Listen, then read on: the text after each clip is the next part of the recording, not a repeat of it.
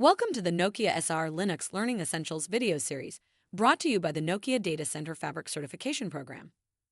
This video explains the basics of the command line interface that can be used to manage any SR Linux device. Different interfaces can be used to manage SR Linux devices. This includes the JSON Remote Procedure Call API, the gRPC Network Management Interface, and an SR Linux command line interface. In this video, we will cover the CLI application. SR Linux CLI is an interactive interface used to configure, monitor, and maintain SR Linux devices. It is an open-source application written in Python.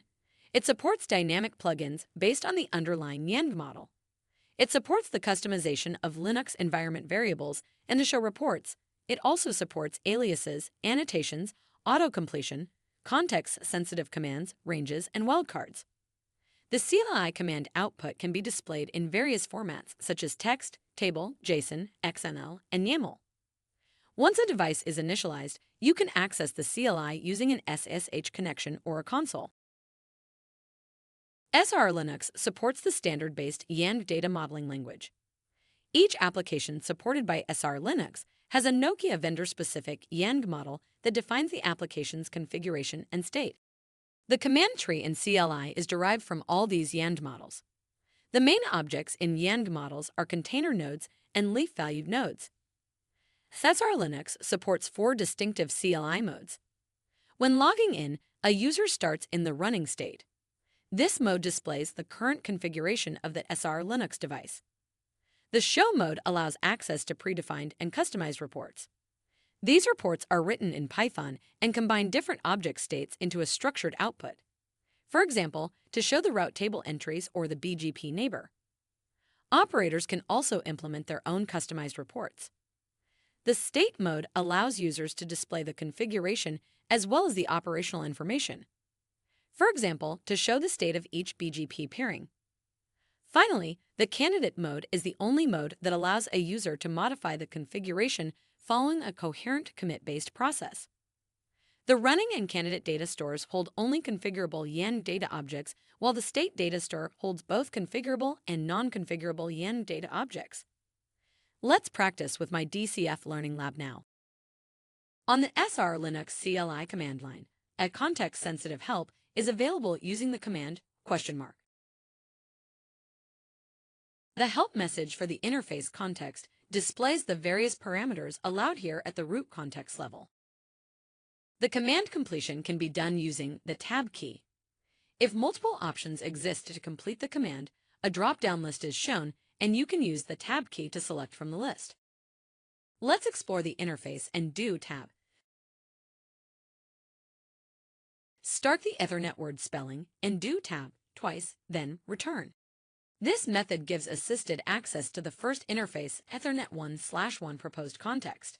The info command gives the running configuration. And the info detail adds the default value of the configurable objects.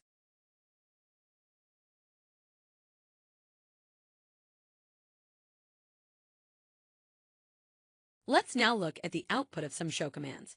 These commands are context-aware. In this demo context, the command showAll displays the information related to the Ethernet 1/1 interface.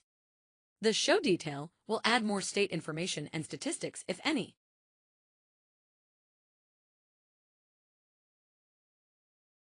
If you need to return to another context, or the root context with the /bar, you need to explicitly specify the full interface name to list the specified interface. And the output can be piped to the more Linux command to display one page at a time. The enter state command takes you to the state mode. This mode gives you access to the state database, which stores the non-configurable state information and the default value, if any. If you are in any other mode, such as the running mode, you can still display the state info by adding the From State option.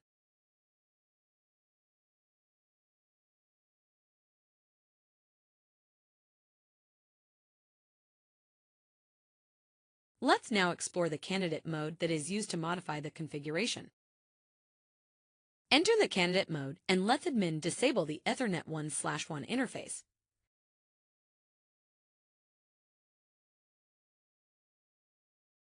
You can use the diff command to see differences from the running configuration to verify your changes. Any configuration change does not take effect until a commit is performed. Commit your configuration and stay in the candidate mode. The new configuration is now saved in the running database.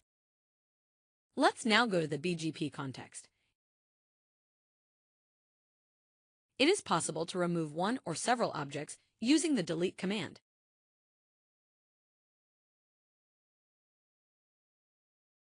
The diff command shows the configuration changes in the current context. To undo the changes, enter the discard command and exit the candidate mode. We are now back in the running mode. And use the info command in the current context to display the BGP running configuration. That's it for SR Linux command line interface. Thanks for watching, and be sure to explore the rest of this video series to learn more.